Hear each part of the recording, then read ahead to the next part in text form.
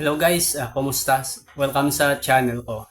And ngayon is pag-uusapan natin kung paano ko kinabit yung CST lithium iron phosphate ko na battery sa Solis hybrid inverter ko. Ano yung mga settings na ginawa ko, yung protocol, yung mga connection mula sa battery to inverter. So pag-uusapan natin yung isa-isa. Ito guys, yung battery ko na CST Energy 51.2 volts 324 ampere hour lithium iron phosphate battery, tsaka yung inverter ko na 6 kilowatt. So stand alone lang yung battery ko kasi isang unit lang at isang unit din yung inverter ko. So yung connection naman or yung terminal ng CST is nandito yun sa left side. Ito yung positive tsaka yung negative. And yung wiring niya is papunta dito sa DC MCCB. Nandito yan. So kasama na to yung wiring sa battery. Yung size ng wiring pala is 35 mm squared or 2 AWG. And then may kasama na ring communication cable. So para mapagana yung battery at ipakita yung display dito, dapat naka-on yung button na to. So pag hindi naka-on, hindi natin mapapa-appear yung display. Pero kahit naka-off to, may voltahe talaga to. Kaya pag in-unbox nyo yung unit na wala pang terminal, hindi nyo pa nakabitan ng terminal, may protection yan. May rubber cover na protection para hindi ma-short. So kaya hindi nawawala yung voltahe dito at kailangan gamitan talaga ng MCCB or breaker para makontrol mo or ma-on and off yung connection or yung voltahe doon papunta sa inverter. So sa communication naman tayo or sa mga connection dito. So yung ginalaw ko lang dito is itong button tsaka ito yung DIP or address.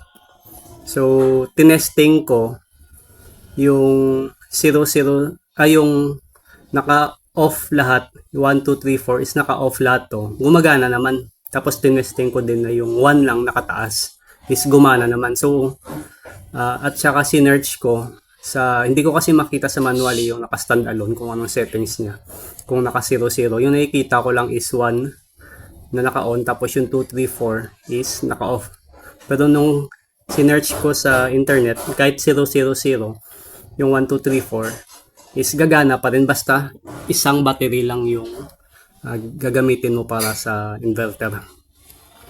And para naman sa communication is kung Solis, dito tayo magko-connect sa CAN. Yung isa kasi is RS485. So baka sa ibang inverter to. Ito naman is para sa Solis. At saka itong connection, yung tatlo na to, hindi pa ako sure dito sa RS232.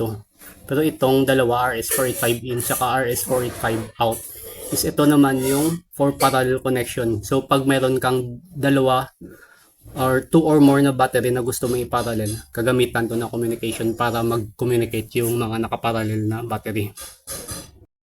So ito yung internal connection ng Solis hybrid inverter ko. So itong communication cable is galing to sa CAN ng battery. So dito yun i-connect from CAN port ng CST battery. Dito yan magko-connect sa, makikita nyo may BMS dyan, ito yung pangalan ng BMS, at dito yan magko-connect sa BMS. So pag nag-connect na yan, so dun na tayo mag-start para iset yung protocol ng settings natin sa inverter. So sa pag-set ng protocol, click lang yung enter, punta tayo sa system settings, and then down, click ang enter, battery settings, at pipiliin lang natin yung Pylon LB. So, brand yan ng ibang battery, Pylon LB. So, bakit Pylon LB yung pinili ko?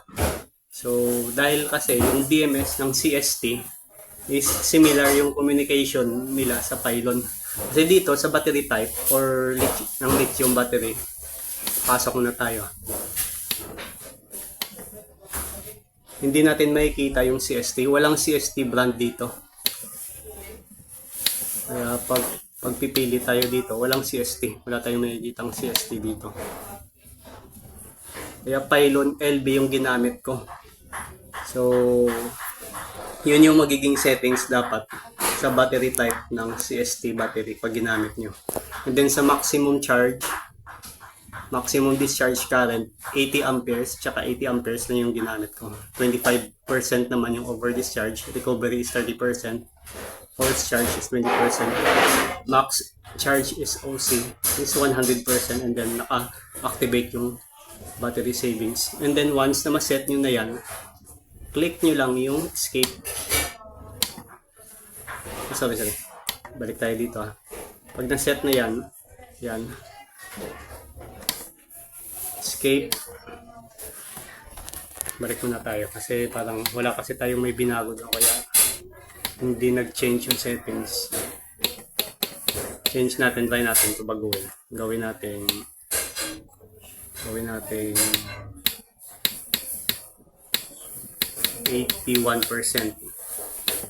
81 amperes. Click enter and then escape, save or not. So pag click natin yung enter, masisave siya. Pero sa case ko hindi ko na i-save, i-escape ko lang kasi 80% lang talaga yung gagamitin. Double check natin. So hindi siya na-save kasi in-escape ko. Pero pag gusto niyo i-save, yung click niyo ng enter pag nag-appear yung dialog box na nagtatanong kung i-save niyo o hindi. So puntahan muna natin dito yung label ng CST battery. So yung importante dito is yung maximum continuous charging current tsaka yung maximum continuous discharging current. So both are 200 amperes yung charge current at saka discharge current. Pero kung i-visit naman natin yung manual, natin yung manual.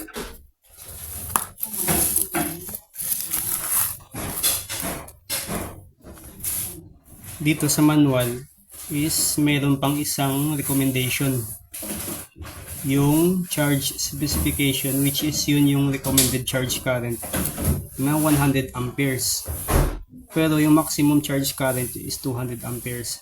So ito yung mas magandang piliin, yung 100 amperes lang kasi sinabi dito is recommended para iwas na masyadong iinit yung battery natin, which is yung init is yun yung nakakapagpababa ng life cycle ng battery. Ganon din sa discharge specification. Mag-limit lang tayo sa 100 ampere na discharge. So kaya yung kung babalikan natin yung settings na ginamit ko, is nandito na ako sa 80 amperes. Isa din sa mga reason bakit 80 amperes, hindi ko ginawang 100 amperes dahil gumamit ako ng undersize na cable. Supposed to be 35 mm squared yan. Pero ginamit ko dito is 25 mm squared. Isa sa dahilan is out of stock. Hirap na ako maghanap ng 35 mm squared. Kaya for the meantime, ito lang muna ang ginamit ko. Yung 25 mm squared. Pag nakakita na ako at nakauwi na ako kasi babalik na ako ng Manila. Pag nakabalik na ako dito at kung may 35 mm squared, napapalitan ko at i-change ko yung maximum charge current at maximum discharge current to 100 amperes.